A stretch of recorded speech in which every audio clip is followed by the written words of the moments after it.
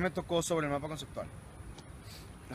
Ok, el mapa conceptual es una herramienta que posibilita organizar y representar de manera gráfica y mediante un esquema el conocimiento. Ok, los pasos para seguir. Número 1. Conforme vayas leyendo, identifica las ideas o conceptos principales y escríbelos en una lista. Número 2. Desglosa las ideas y escribiendo los conceptos separadamente en una hoja de papel. Esa lista representa como los conceptos que aparecen en la lectura, pero no como conectar las ideas. Número 3. El siguiente paso será ordenar los conceptos desde el más general al más específico en orden descendente.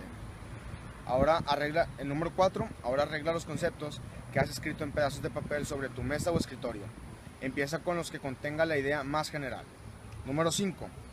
Si la idea principal puede ser dividida en dos o más conceptos iguales, pon estos conceptos en la misma línea o altura y luego ve poniendo los pedazos de papel relacionados abajo de una idea principal. Número 6. Usa las líneas que conectan los conceptos y escribe sobre cada línea una palabra o enunciado que aclare por qué los conceptos están conectados entre sí. Estos son los pasos a seguir para hacer un mapa conceptual. Ahora sigue la función. Tiene como función generar conceptos o ideas sobre algún tema, diseñar una estructura compleja sobre el conocimiento, algo así, comunicar ideas complejas, contribuir al aprendizaje, evaluar la comprensión, explorar el conocimiento, fomentar el aprendizaje.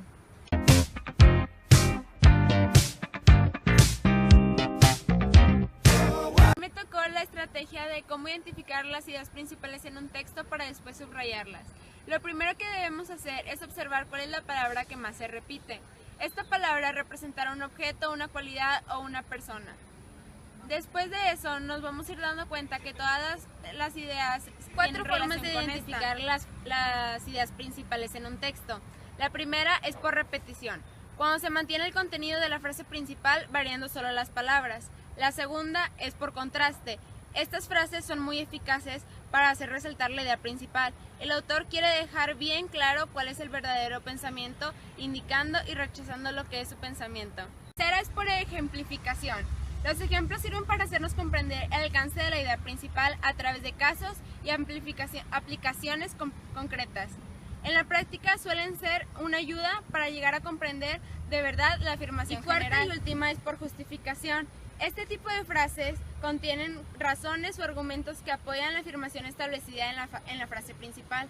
Una idea se entiende si conocemos cuáles son los fundamentos lógicos o racionales que la sostienen y la apoyan. El objetivo o función del subrayado es destacar las ideas esenciales de un texto y posteriormente, al leer únicamente lo subrayado, se puede recordar el contenido de dicho texto. Las principales teorías psicológicas de la percepción humana fundamentan esta técnica, ya que está demostrado que la memoria se fija y recuerda más y mejor aquellas cosas que resaltan.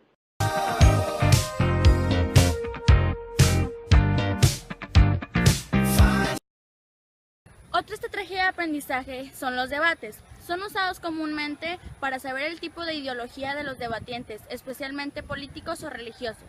Un debate se considera ganado dependiendo de la situación, por el debatiente que más fundamentos tiene en sus propuestas, ideologías y pensamientos.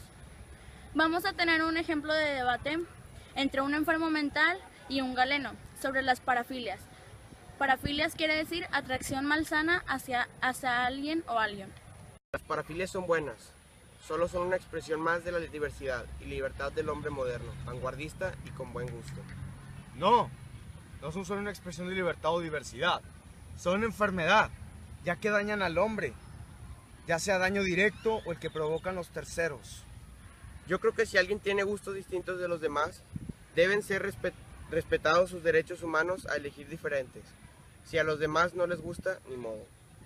Una cosa es tener gustos diferentes y otra tener gustos tóxicos a niños, ya que sea para el enfermo o para el que lo rodean, ya que estos últimos son en general los que terminan sufriendo las manías y desórdenes de los enfermos. Así tenemos a los pobres animales que no tienen la culpa de que algunos enfermos los prefieran a otros humanos. También los humanos que pagan el precio de estos enfermos, muchas veces irrefrenables, que satisfacen sus manías con ellos y con toda clase de objetos. Yo creo que en el siglo XXI resulta atrasado y poco vanguardista que todos no legalicen el matrimonio entre animales y humanos, o entre computadoras y hombres, o cualquier otra que cumpla con los deseos de población vanguardista y aventura de la ciudad. Tú opinas así porque por principio y sin menospreciarte, pero estás enfermo.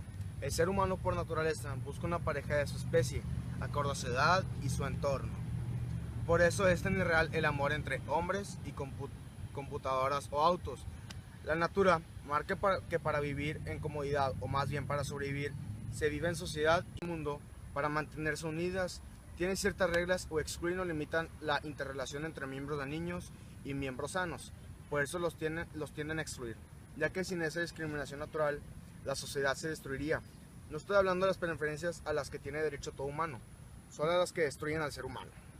Ya sea el enfermo o más generalmente el objeto de su afecto, llámese perro, gato, trombón, computadora, mujer virtual, chiquillos, chiquillas, cadáveres o cualquier forma malsana de atracción, como el amor a la mosca.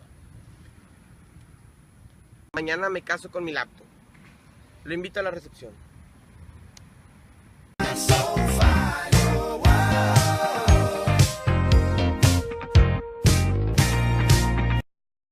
Estrategia cuadro comparativo. Es un organizador que se emplea para sistematizar la información y permite contrastar los elementos de un tema. Está formado por un número variable de columnas en las que la información se lee en forma vertical y se establece la comparación entre los elementos de las columnas si quieres más. Los pasos son: el primero, se hace una tabla cuadriculada con líneas verticales y horizontales. 2. Hacer una lista de elementos que se desea comparar y colocar cada uno de los elementos de manera vertical en la primera columna. 3. Colocar en cada uno de los recuadros del primer renglón de la tabla cada uno de los elementos mencionados en la lista anterior.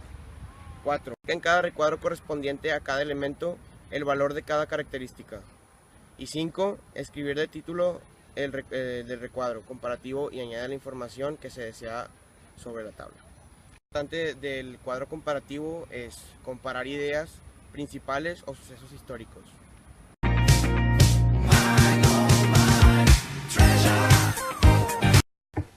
El estudio de casos es un método de investigación cualitativa que se ha utilizado ampliamente para comprender la profundidad en la realidad social y educativa. Pasos para elaborar un estudio de caso. 1. La selección y definición del caso. 2. Elaboración de una lista de preguntas. 3. La localización de las fuentes de datos. 4. El análisis e interpretación del caso. Y por último, la 5. Elaboración del informe con conclusión y bibliografía. La función del estudio de casos es encaminar la investigación en dirección correcta, buscando aquello que es necesario observar para obtener evidencias y no recogerlo todo.